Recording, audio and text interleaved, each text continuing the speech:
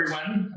My name is Matthew Wells, and I'm the research director here at the Elling-Ide Center. On behalf of all the staff, I want to welcome everyone to our first lecture in our Florida Scholars Speaker Series. We developed this lecture series to highlight academic research from our state in areas that were of scholarly and personal interest to Mr. Elling-Ide, who is the founder of this center, as many of you know. Those areas include language, the languages, literature, and cultures of East Asia, such as China, Japan, and Korea, as well as the diverse cultures of Central Asia and the Indian subcontinent. His passion for the vast history of this region is reflected in the extensive holdings of the center's library. The 72 acres on which this library stands also reflects Elling's deep interest in horticulture, ecology, and the environment of Little Sarasota Bay and Florida more generally, while Elling's fascination with the cultures of indigenous people of the American Southeast can be seen in his endowment of a position at the University of Florida in the Department of Anthropology, dedicated to the study of the languages of Florida's Native people. Today, we're very pleased to begin this speaker series with Dr. George Aaron Broadwell, who is the Elling-Ide Professor of Anthropology from the University of Florida. Dr. Broadwell is a linguistic anthropologist specializing in Native American languages, with a particular focus on Choctaw, Timucua, and Zapata. Thank you. not my specialty. Dr. Broadwell earned his MA and PhD in linguistics at UCLA before coming to the University of Florida in 2015. Dr. Broadwell worked at Syracuse University, the University of Oklahoma, and the State University of New York at Albany. His extensive publications have focused on the areas of documenting contemporary languages of the southeastern United States, the investigation of historical texts in Native American languages, syntactic theory, and computational modeling of languages. He has also served as the principal investigator on research funded by the National Science Foundation and the Intelligence Advanced Research Projects Activity, or IARPA. Today, Dr. Broadwell is here to discuss his translation of the Jesus Maria, the oldest Native American letter from Florida. This letter, written in Timucua in 1651, sheds light on land and labor practices of 17th century Florida, detailing the mistreatment of Native people, while also demonstrating the sophisticated rhetoric employed by them when dealing with Spanish colonizers. So without further ado, please help me in extending a warm welcome to Dr. Broadwell.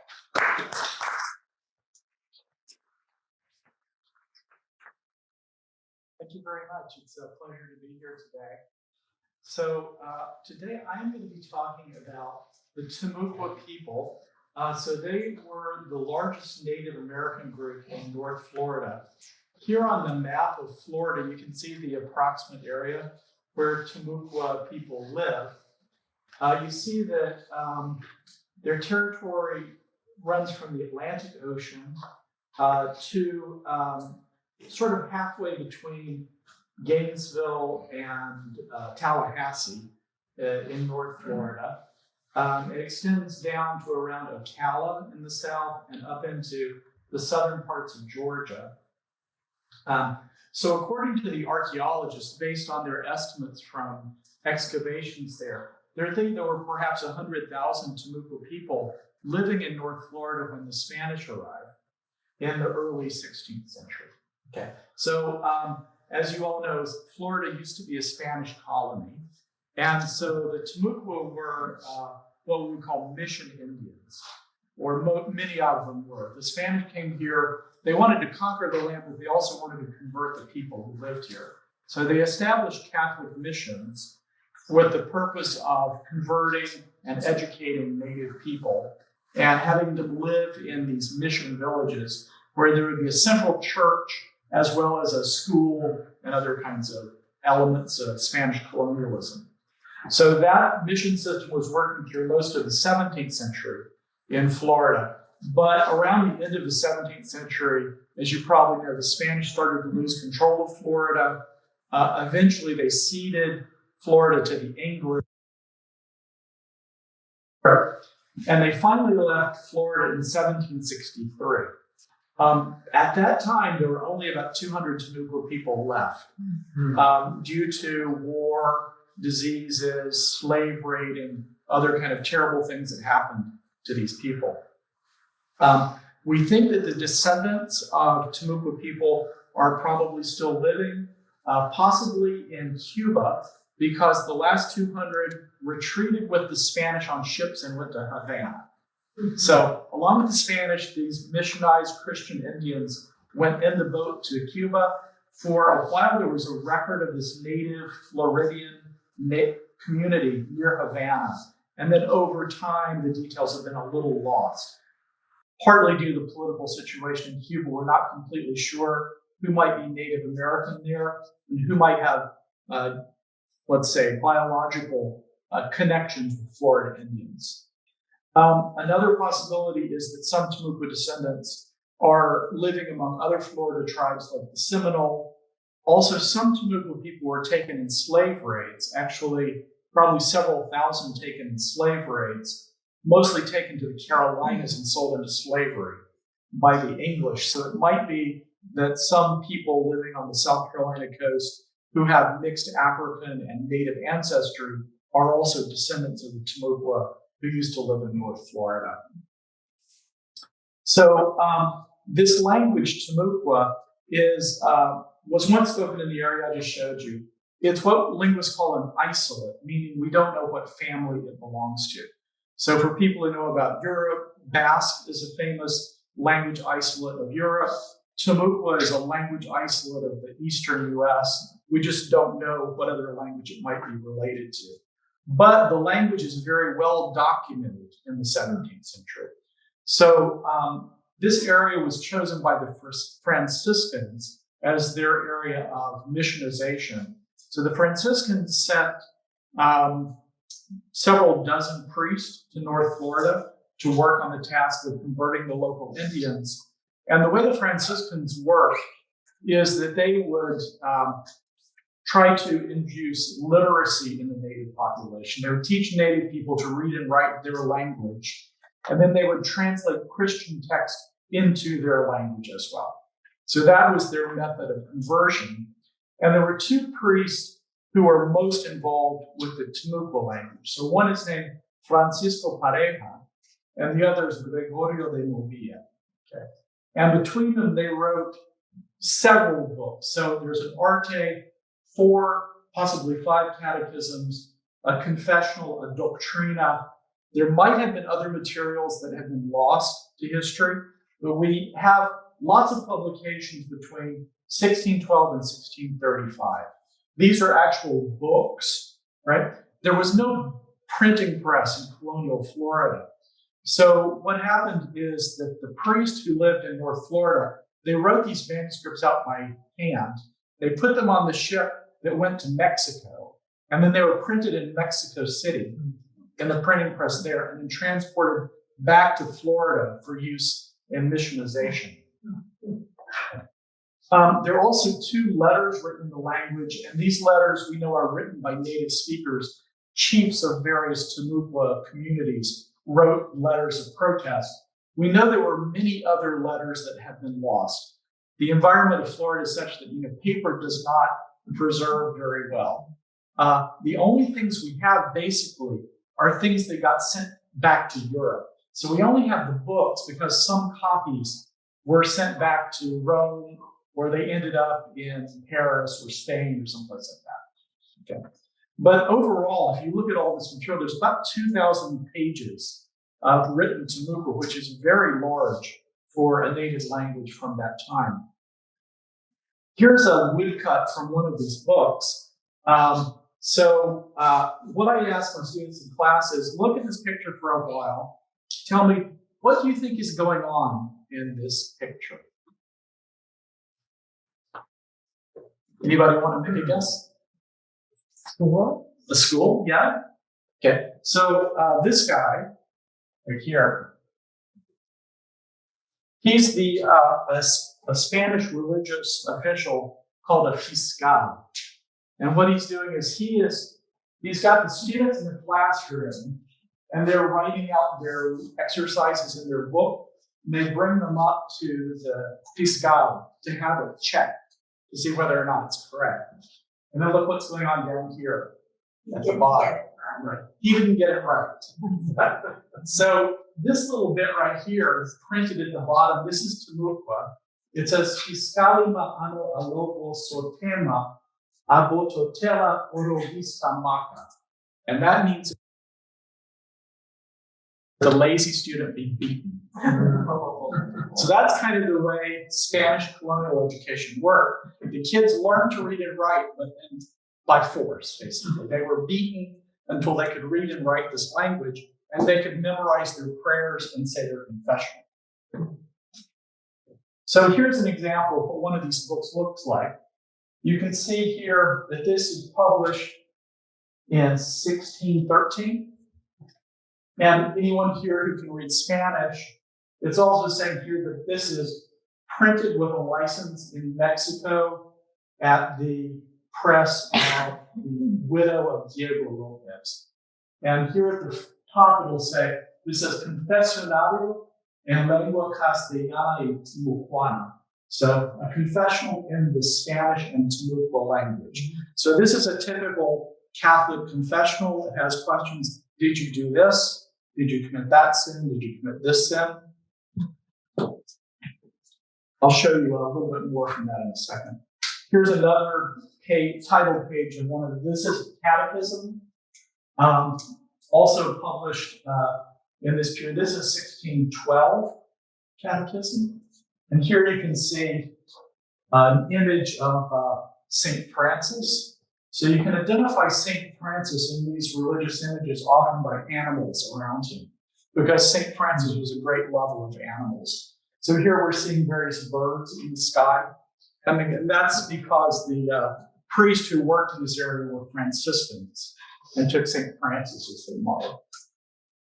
So here's a page from the Confessionario, and you can, if you look at this a bit, you can understand the organization of this page, and also how you can start to learn to read this language.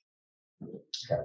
So the page is divided into two columns, a left column and a right column. The left column, this is Spanish here.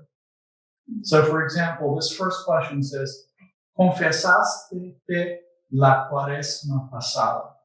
So did you confess in the last Lent, right? And then over here on the right, we see the Timucua translation of that.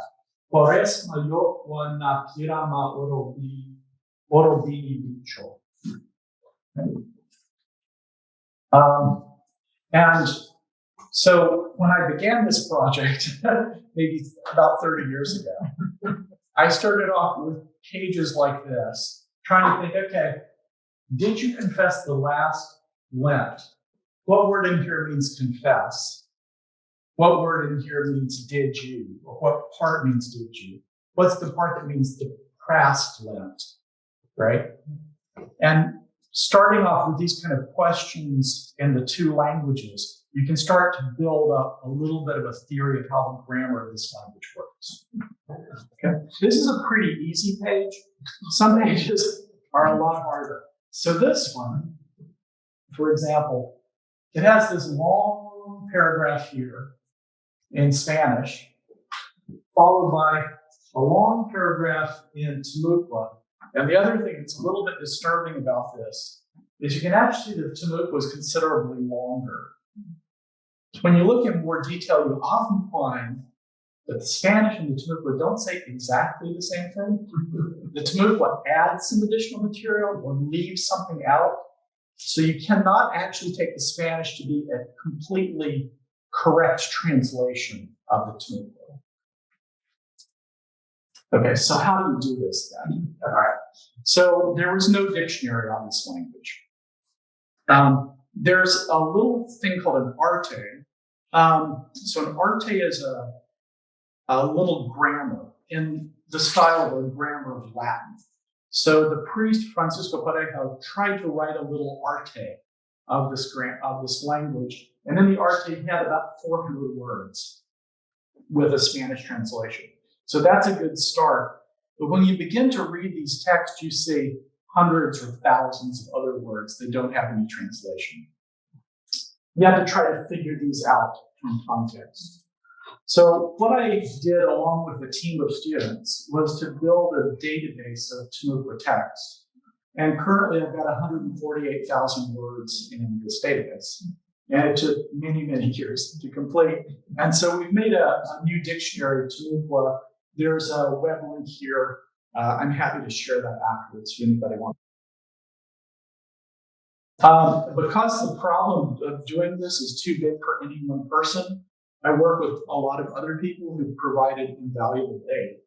So I've had about 20 undergraduates at the University of Florida who volunteered time to transcribe text. So like basically look at these old pages and type what they see so it can be searched and analyzed. Okay.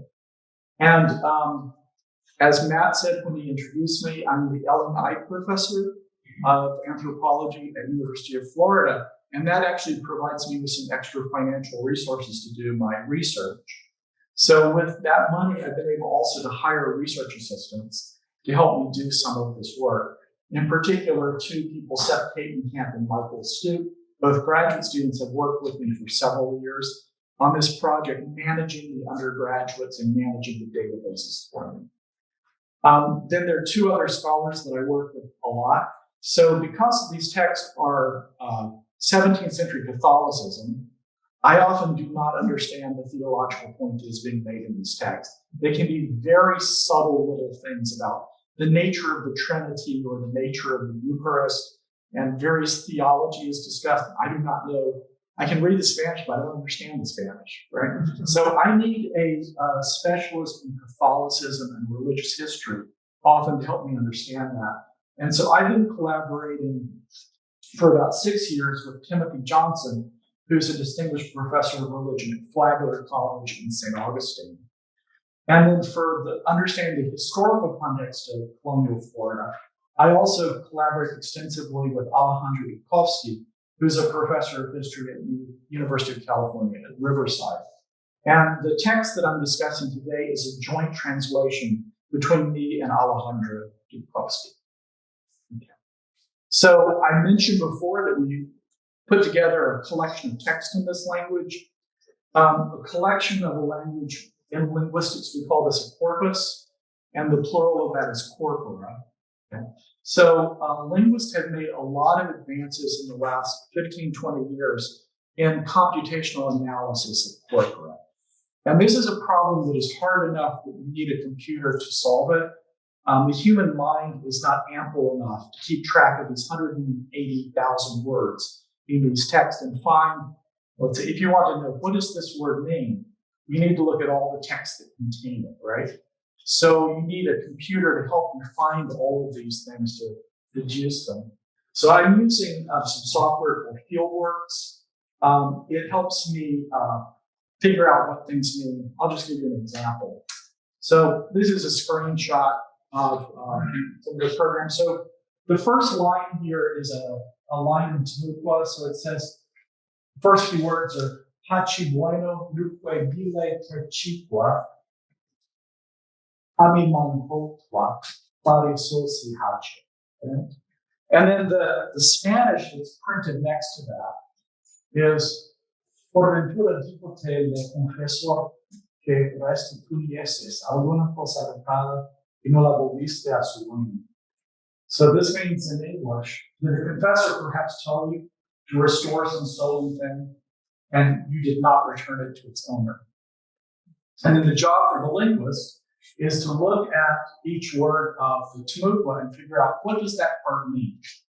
So this first word, hachi bueno, means thing. But this long word, nuque bile techiqua, I think that the first part, first two syllables, nuque, means steal. And the way that I finally sort of deduced that is within a database, you can search for every line that contains nuque. You can read what it means, and you can confirm that all of these passages have something to do with stealing, right? So I won't get into the technicality of it, but it's kind of the way that a linguist figures this stuff out, is by building a database and then using the computer to help you search it. So it's great to have this kind of corpus. The only previous attempt at a grammar is the 1614 grammar, which is pretty terrible. So building a corpus has allowed me to understand, I think, much better the Temuco language than people previously have been able to do. And one of the things that I've shown in some previous work, also joint work with Alejandro Dukovsky,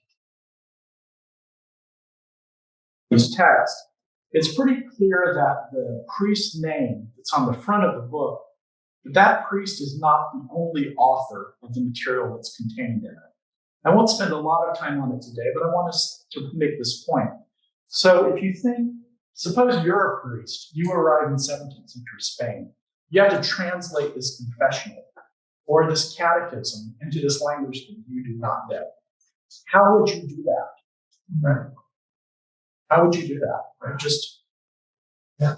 Well, okay, so you might think, all right, I will learn this language perfectly. I'm a Spaniard, arrived in this native. I will learn this perfectly, and I'll do all the translation by myself. Probably not too plausible, right? So what we think happened in this community, as well as many other places in the Spanish colonial world, is that various Temuco people became bilingual. They learned to speak some Spanish by interacting with the Spanish.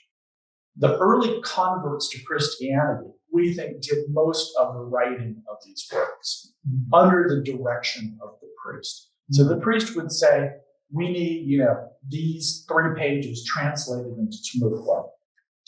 And then what we think is native people would go off and write out their translations and bring them back to the priest, who would compile them. When he had all of them done, he sent them to Mexico to get printed. The reason we think this is that if you can start to read the Temuco, you can see that often it does not say what it should say from the Spanish point of view. So I'll give you a few examples of this. One thing I'll also mention, I won't go into today just because of time, but if you look carefully, you can see that the different texts are written in different dialects of Temuco. So if you go from part to part, some of the words change, the spellings change in a way that indicate different dialects. But I want to talk here today about the second point, that there are discrepancies in the meaning of the Spanish and Temuco portions of the text. And the Temuco often says something different from the Spanish, and often maybe something the priest would not have liked. So we do not think that it's something that the priest understood. And also we want to show that there's evidence for Temuco literacy. So Temuco people could read and write and were capable of producing these kind of translations. So there's, in the Confessionario, there's a funny part in the middle of the book that has been called the superstitions section. So a lot of the Confessionario is a standard Catholic confessional. Did you disrespect your parents? Did you fail to observe the Sabbath?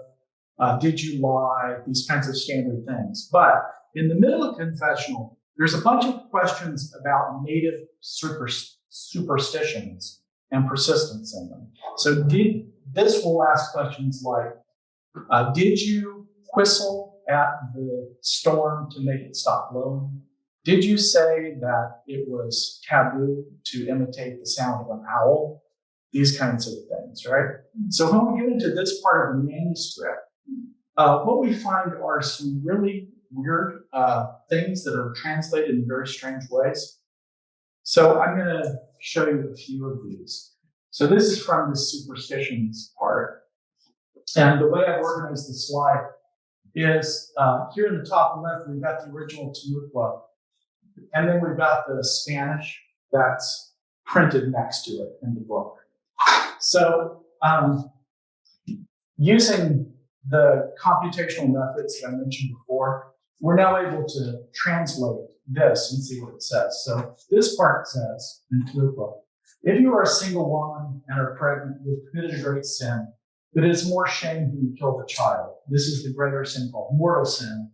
If you are a single woman and are ashamed, you must not kill. The Spanish next to it says, literally, if she were single and it is known that she is pregnant, it is to be said to her that she is not to abort or choke the unborn child as they are accustomed to do. Daughter, although you have fallen into mortal sin, beware that you will fall into an even more serious one if you have brought about a miscarriage. Don't commit such a grave sin, even if it means shame, carry it to God. So I italicized some parts here that are left out of the Timucua. So this is the way the Spanish approached the issue of abortion and miscarriage at the time. They mention children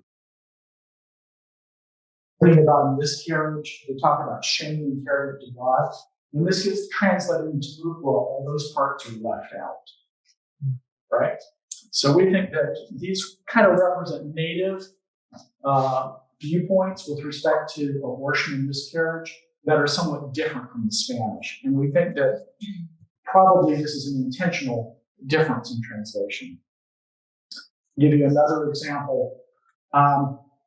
Here's same format. So here the Timucua says, did you say and believe that when animals are killed, the bones must not be thrown away, or they would not enter the trap? The Spanish says, did you say that the bones of the game must not be thrown away, that the game would no longer enter into the snare or trap, but that they must be hung up or placed on the poles of the house? So why do they say different things, right? I think the reasons they have different authors, right? So the Spanish is probably authored by the Spanish priest, and the Timucua is authored by some native convert writing this. And they disagree with each other, or they decide to add or omit information from each other's versions.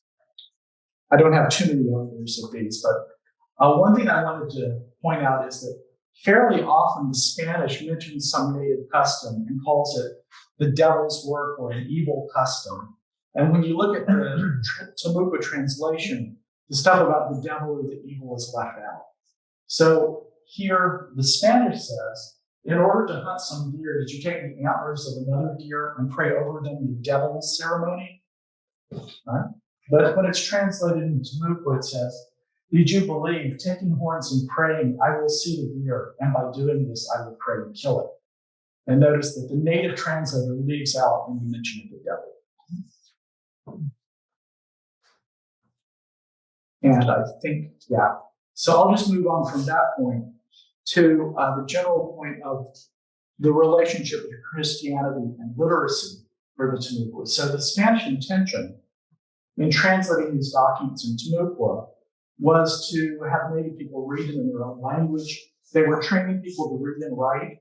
There were other literacy materials that existed. So we know there were things like spelling books and elementary readers in this language. They did not survive, but they are mentioned by visitors to the area who said that Timucua children in schools had things like this that they used.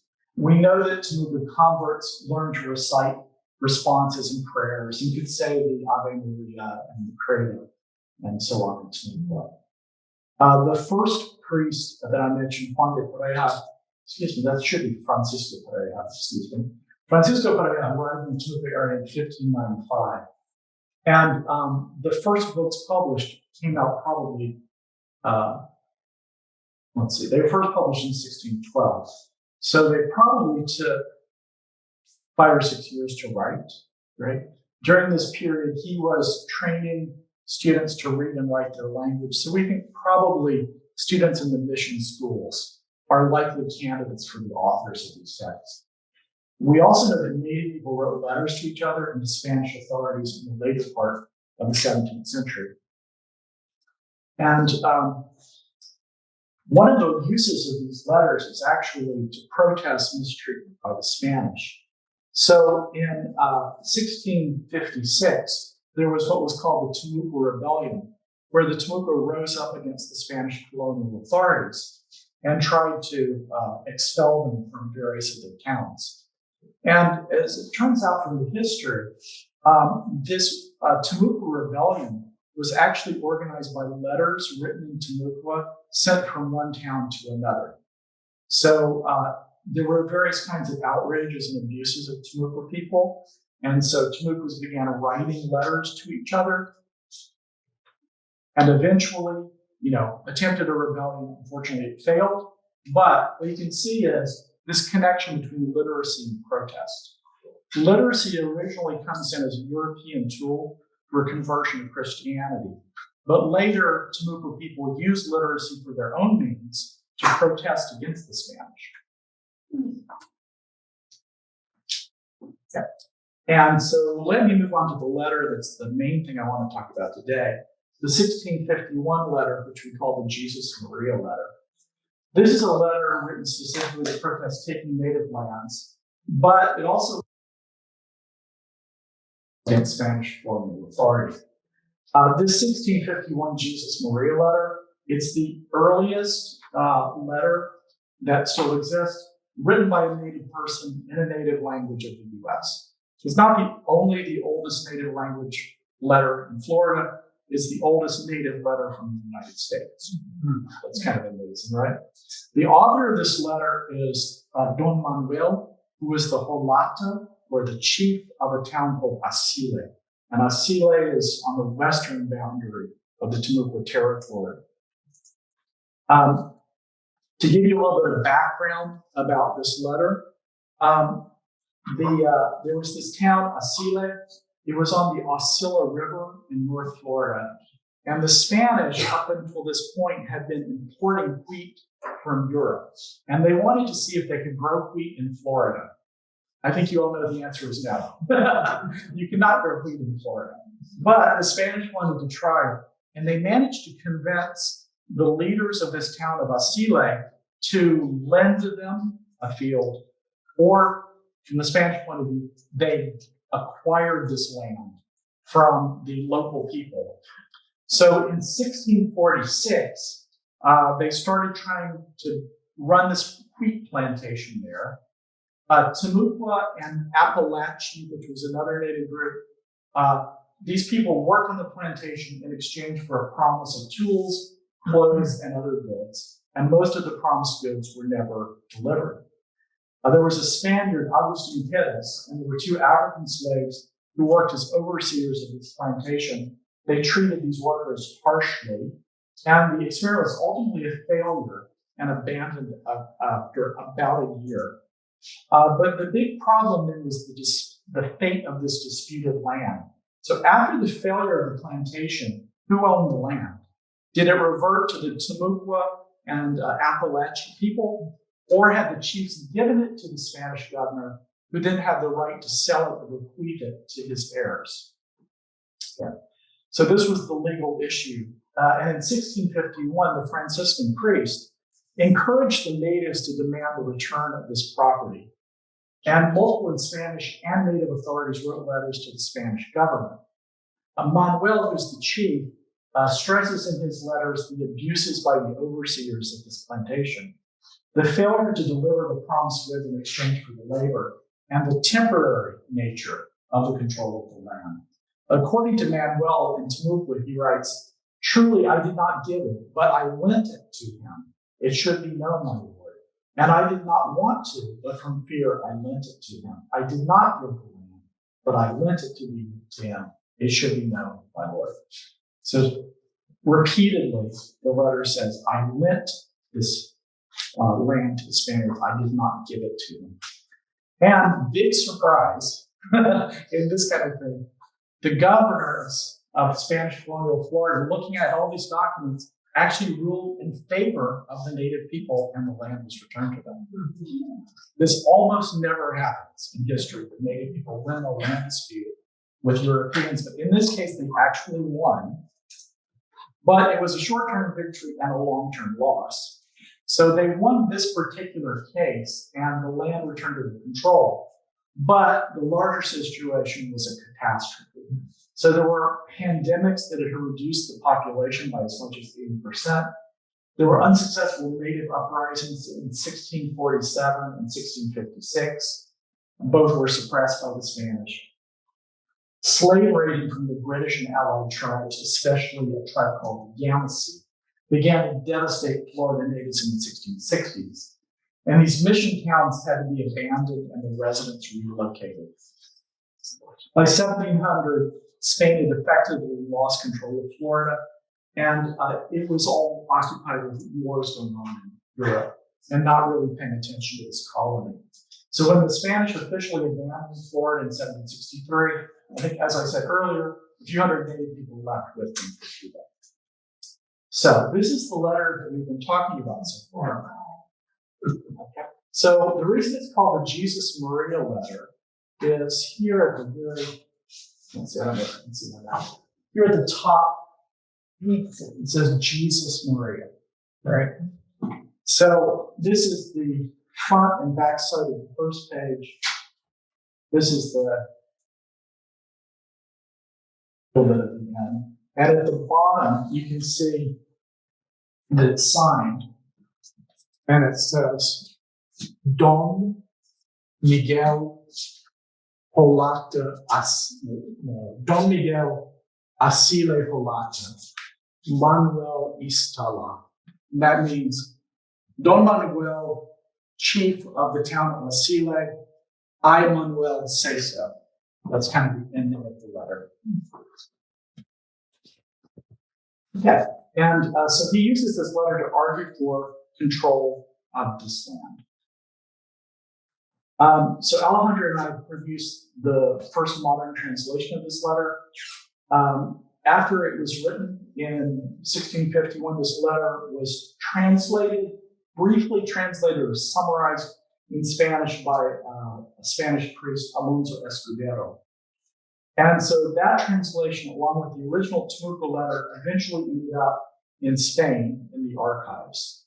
Prior to this, nobody could read the Temuco letter. People only read the Spanish summary translation.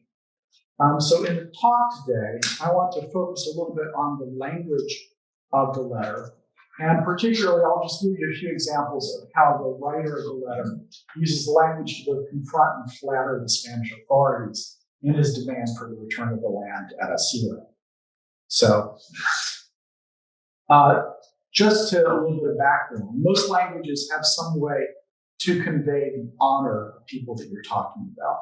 So in many European languages, there are two different pronouns, something like tu and usted in Spanish, or tu and vous in French. There are titles like Lord, Sir, or Chief.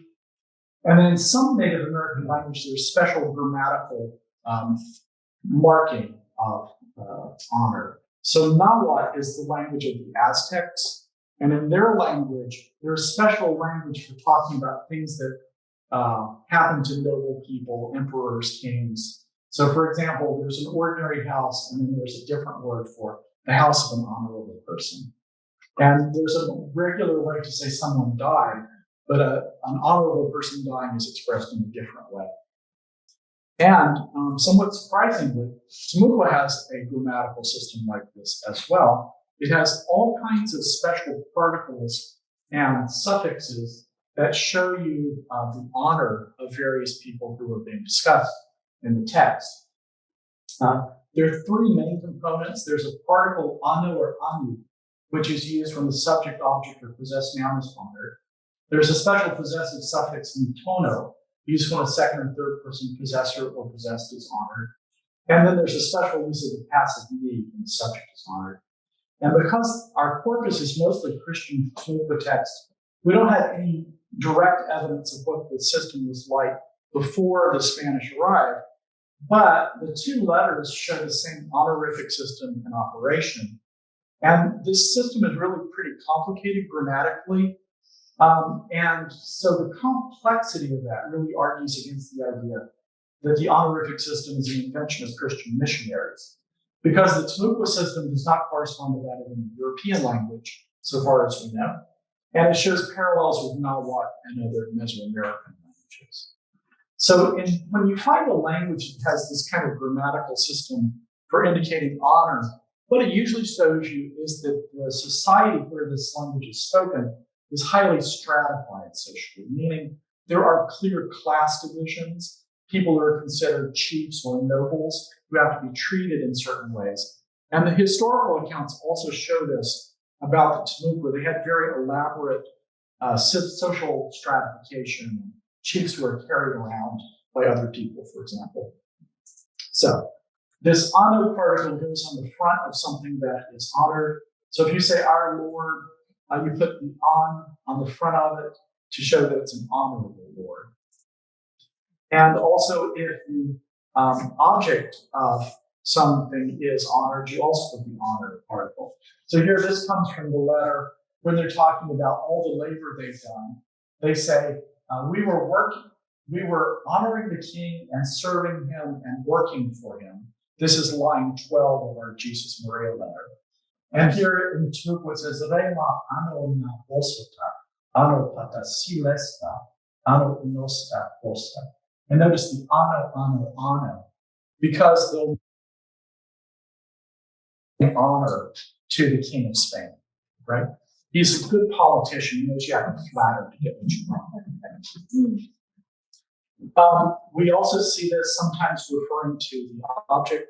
So here in line 34, the writer says, the white chief has come and told us blah, blah, blah. So here, once again, we get the ano particle referring to the governor, who they call the white chief here. The king has been merciful with clothes for the body. So when it talks about the mercy of the king and giving them this, once again, we get this ano particle. When we talk about things that are owned by an honorable person, we get a special suffix mutono. So here we say, the white chief's son has come, meaning the son of the governor of colonial Spain has come to this town.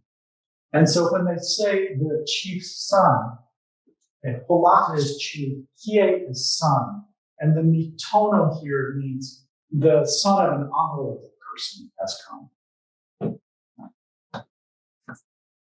And finally, there's a special use of the passive to show honor. So the passive is normally indicated by a suffix ni after the verb. Here's a simple active passive verb pair. Tolobosotela means explains. Tolobosomila means is explained. That's the normal passive. But when you talk about honorable people performing actions, in this language, you put the verb into the passive to show their honor. So when we say the white chief's son has come, we saw that before looking at the mitono, but now we want to look at the ni, which follows the word come. So he has come, or he was come, because he's honored. And the chief is merciful with clothes for the body. Here the verb have mercy is in the passive as well. So Don Manuel, the chief of this town of Asila, he deploys the full honorific resources of his language to mark almost every word of the relevant sentences to show deference to the governor. Don Manuel treats the governor and God with the same degree of linguistic respect. The very astute use of the linguistic resources of Timucua to both flatter the governor while demanding justice at the same time. Yet the contemporary translation, that is the Escudero translation in 1651, if you read just the Spanish, you would never know that, right? Because when it's translated to Spanish, all that subtlety is lost. And you cannot see actually the rhetorical and verbal skills of Chief Manuel, the chief of Asila. So, a question that we've considered in our article is the honorific usage in the text a sign of his subservience, or it is acutely diplomatic, applying the full linguistic repertoire of Timucua status hierarchy to both the Spanish king and the governor. So, in conclusion, the 1651 Jesus Maria letter is a text of both linguistic and historic importance. Linguistically, this text is one of the few examples of a native language and native author text, especially from this early period of American history. And historically, this Jesus Maria letter also shows how Timucua people understood, mediated, and responded to the burgeoning colonial pressures. It centers native voices and political expression. And that is all I have to say for you today. Thank you very much for your attention.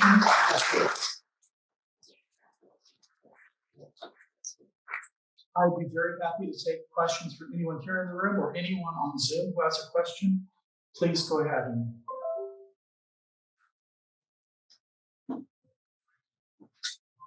Yeah, Yes. I have a couple of questions.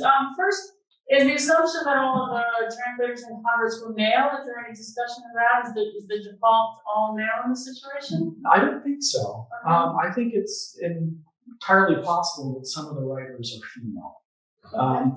There's often not much of a cue about the writer's gender in the Timucua grammar. But we know that both boys and girls were educated in these mission schools, and I don't see any reason why some of the writers might not have been Native women. Okay, I have two other quick questions maybe. Sure. So, when you showed the Temuco alongside the Spanish, the Temuco words were so long, these multi-syllabic words, and Yeah.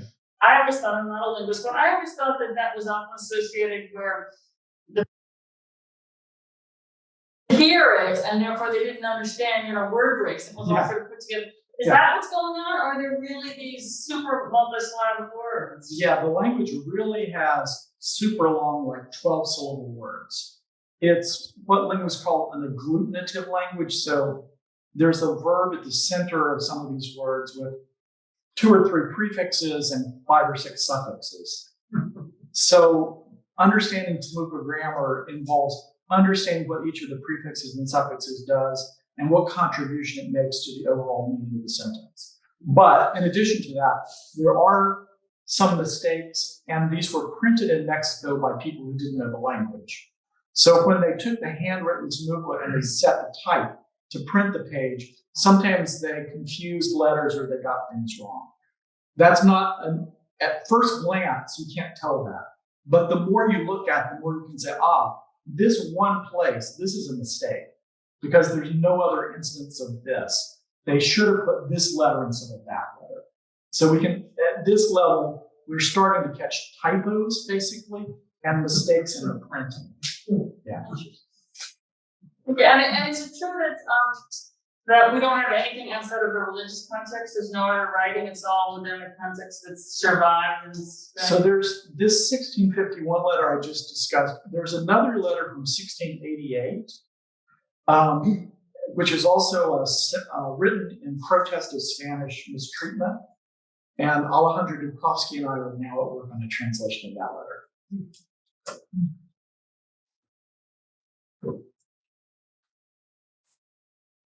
Yes, tell us what, I think you sort of got to this at the end, what's lost when a language is lost? Good.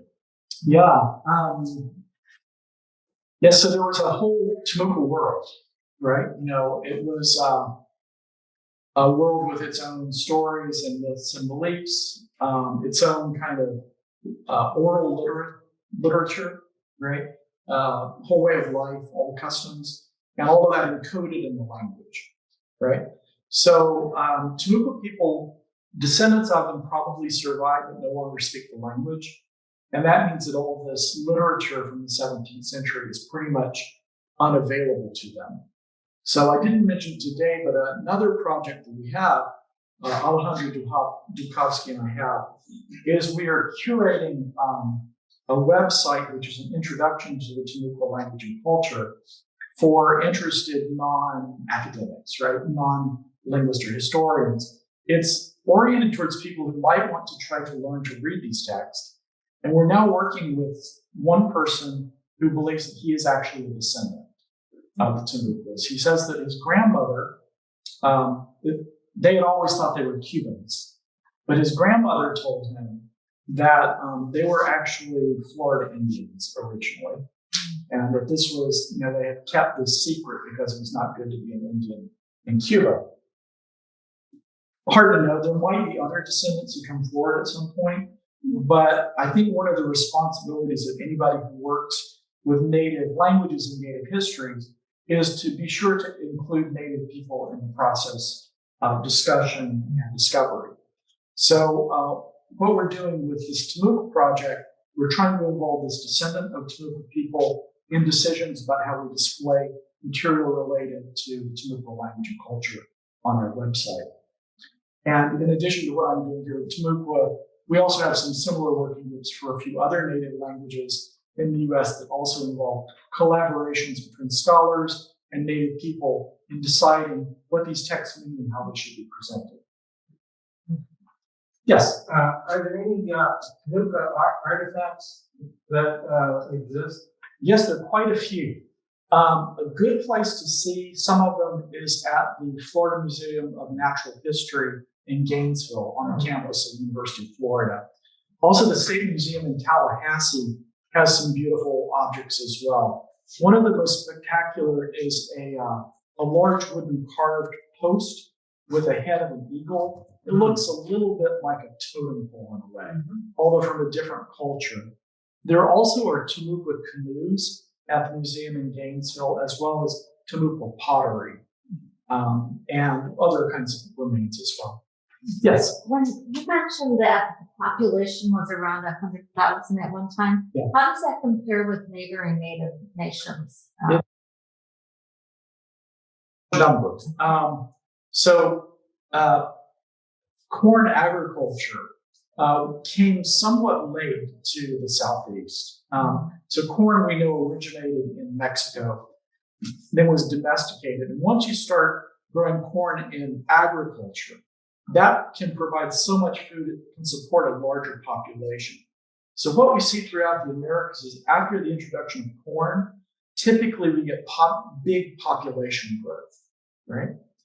And so corn in this part of the southeast, this part of Florida, probably is first seen in the archaeological record at about 1000 AD. Okay, so what the archaeologists think is that probably when domesticated corn reached this part of Florida, that people began to plant it, and there was a subsequent population explosion that was facilitated by now the ready availability of lots of food. Right? So probably that 100,000, I would guess, would be a peak, and probably, the result of rapid population growth after the introduction of agriculture. That's the way it works in most places in the world, it seems. Other questions from anyone, or anyone on Zoom have a question?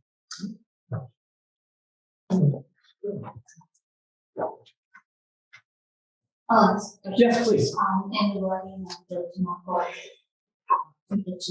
people, is there any evidence that the writing went beyond informing, like to sharing poetry and all We don't have evidence of that, but it's hard to know because so much was lost.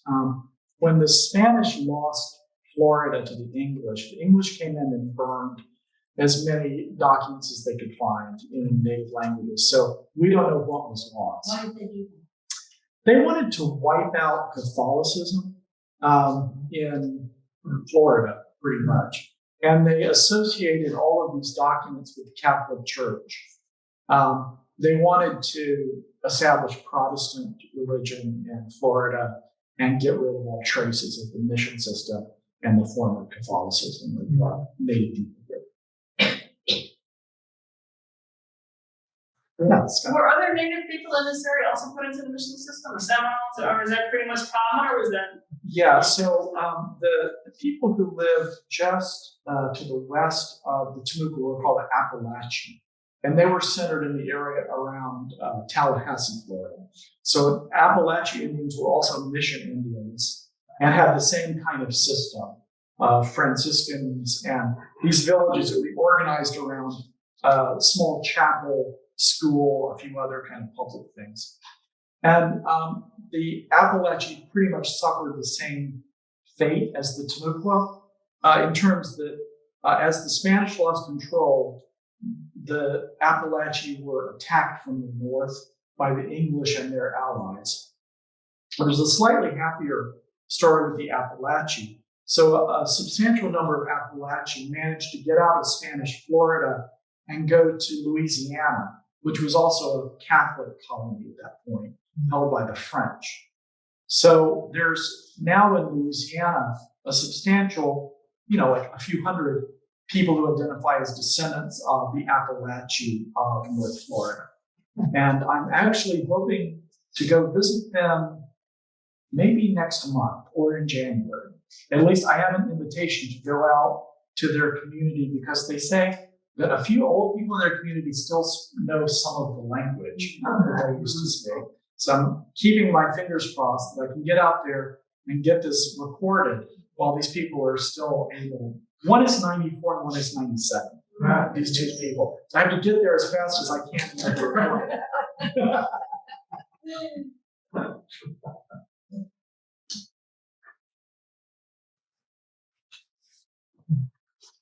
That's great. Well, if there are no other questions, I thank you very much for being here, for your time and attention. Appreciate it. Thank you.